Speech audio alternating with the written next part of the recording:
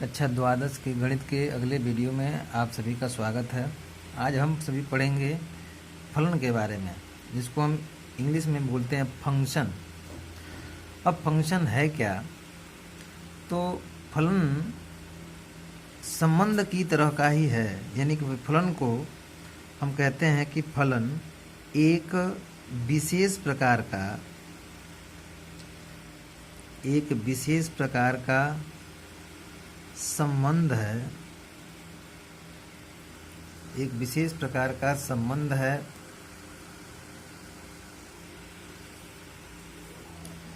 जिसके द्वारा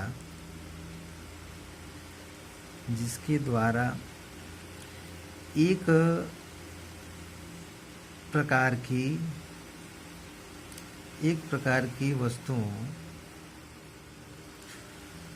का संबंध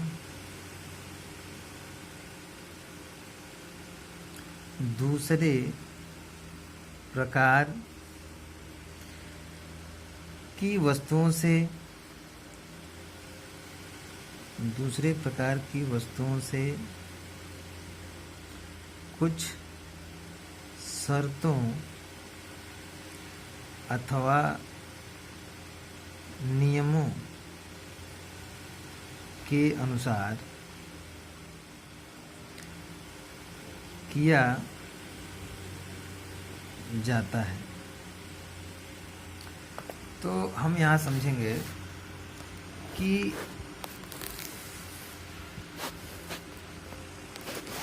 फलन है क्या।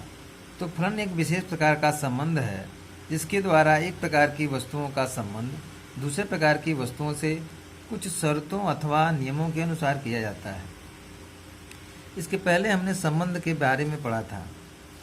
तो संबंध के बारे में आपको बताया गया था कि संबंध जो होता है वह दो समुच्चयों के कार्तीय गुणनफल से हमको प्राप्त होता है। यहाँ पर फलन को व्यवहारिक जीवन में अगर हम समझें तो फलन एक ऐसा संबंध है, यानी फलन क्या है? फलन भी संबंध ही है, लेकिन एक तरह की वस्तुओं का संबंध दूसरे प्रकार की वस्तुओं से कुछ शर्तों अथवा नियमों के अनुसार होता है। यानी जब कोई संबंध इस प्रकार का होगा कि एक तरह की वस्तु का संबंध दूसरे प्रकार की वस्तु से हो, लेकिन उनके बीच कुछ शर्त या नियम काम कर रहे हों, तो उसको हम कहेंगे फलन। इसकी जो परिभाषा है, डेफिनेशन इसका है समुच्चयों के संदर्भ में, तो वो ये है कि यदि किसी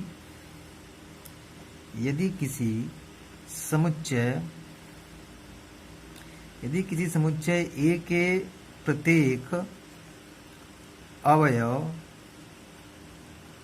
को किसी संबंध द्वारा समुच्चय B के किसी विशिष्ट अर्थात अद्वितीय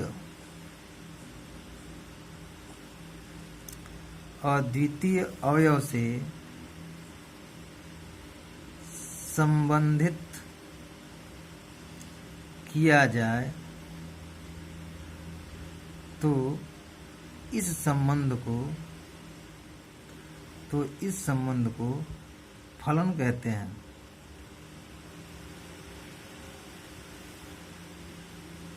फलन का दूसरा नाम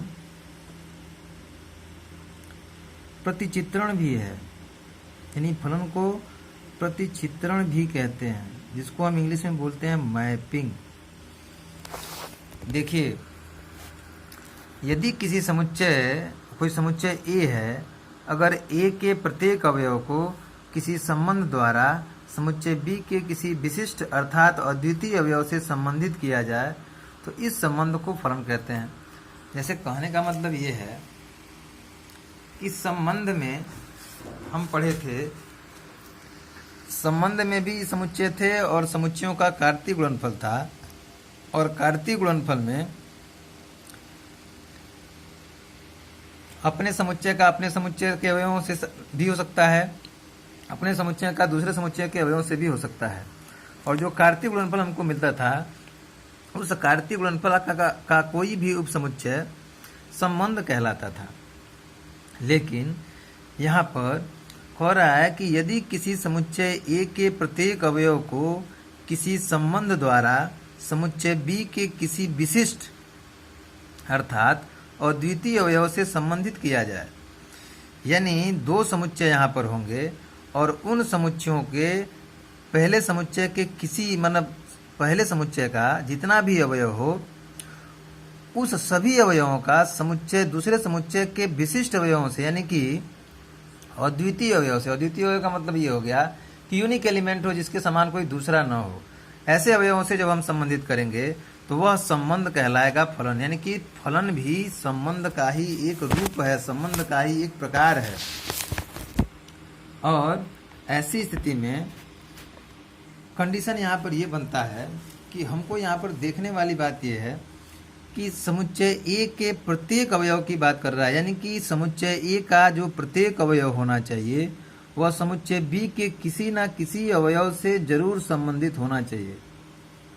इसका मतलब कि प्रत्येक प्रतिचित्रण या फलन का एक संबंध होना आवश्यक है, यानी उसको संबंध होना ही पड़ेगा।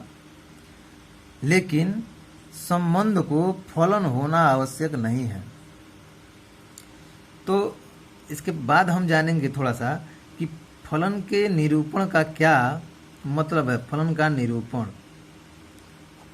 इसको कहते हैं हम नोटेशन ऑफ फंक्शन, यानी फलन का निरूपण। तो फलन को हम प्रतीक f के द्वारा निरूपित करते हैं। फलन को हम f के द्वारा निरूपित करते हैं और इसे प्रतीकात्मक रूप में f from A to B लिखते हैं। यहाँ पर समझिए f है फलन के लिए, यानी फलन का नाम है, और आगे यह जो बता रहा है वो ये बता रहा है कि यह जो फलन है, इस फलन के जो अवयव हैं वो किससे किस में है, तो A से B में है। यानी दो समुच्चय A और B हैं, A से संबंधित है B, और ये फलन का नाम है।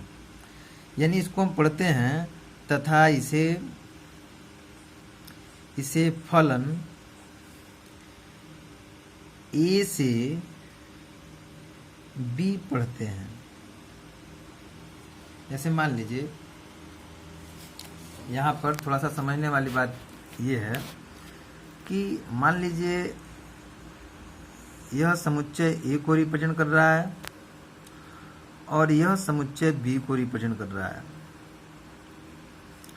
यह आपका समुच्चय A है और यह आपका समुच्चय B है। मान लीजिए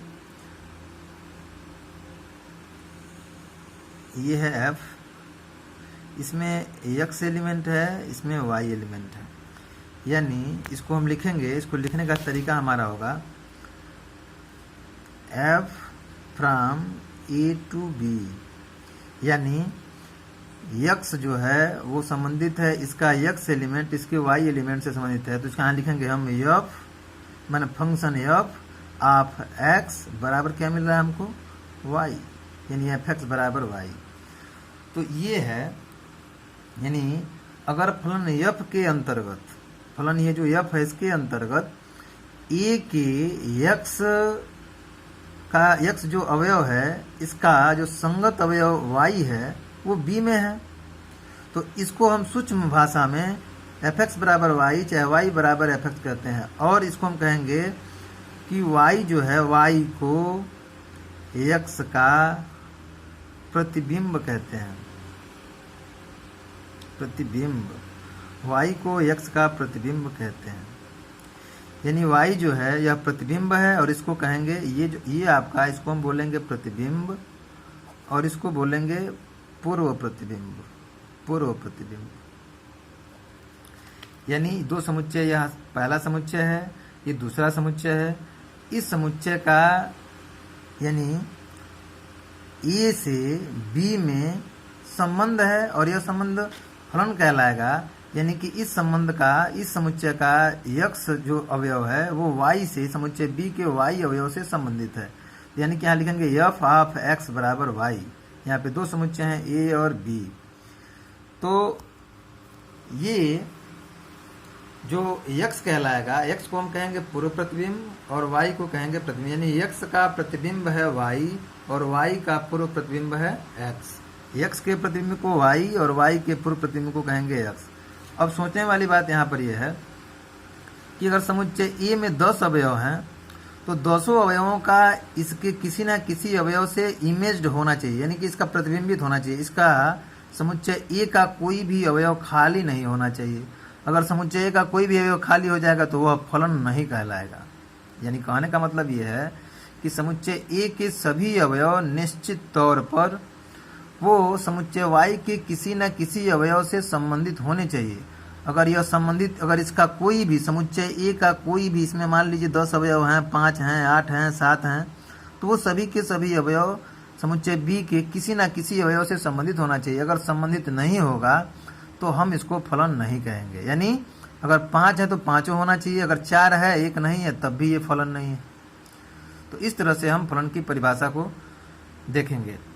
हमने इसके पहले आपको 11 में भी फलन के बारे में विधिवत फलन की चर्चा की थी, इसको परिभाषित किया था और आपको समझाया था। तो हम आगे बढ़े इसके पहले हमने फलन के बारे में आपको हल्की सी जानकारी दी है। आप इसके बारे में अध्ययन करेंगे और जो नहीं समझ में आएगा हमसे पूछेंगे। अब पुनः मैं आपको फिर आगे अगले वीडियो में लेके चलूँगा। धन्यवाद।